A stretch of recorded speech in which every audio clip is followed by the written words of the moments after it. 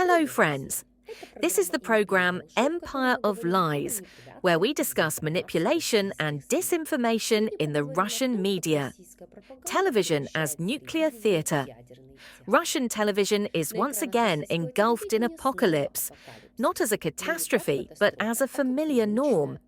In the latest episode of 60 Minutes, Olga Skabeeva opens the broadcast with a phrase that could have been heard in a Soviet newsreel from 1962. The Trump administration is igniting a new nuclear arms race capable of destroying all of humanity. What follows isn't a news report, but a carefully constructed performance, with measured horror, false moral alarm, and the obligatory conclusion: the West is to blame, Russia will save us. Strip away the theatrical intonations, and it becomes clear. We're talking about shaping a narrative in which Russia is not the aggressor, but the only rational player in a world that has lost its mind. 1. The nuclear theme as a political genre. Skabeeva begins with a retelling of the American domestic political debate, ostensibly about Donald Trump's decision to resume nuclear testing. However, the real goal is not to inform, but to immerse the viewer in a global threat landscape.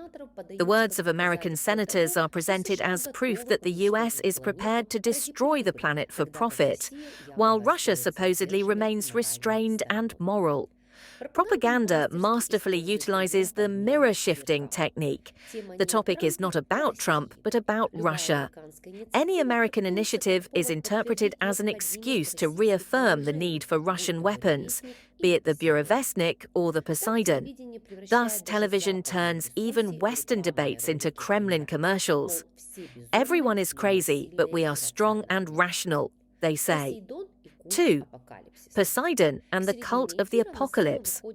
Toward the middle of the broadcast, the protagonist of the Russian imaginary world, weapons, enters the stage.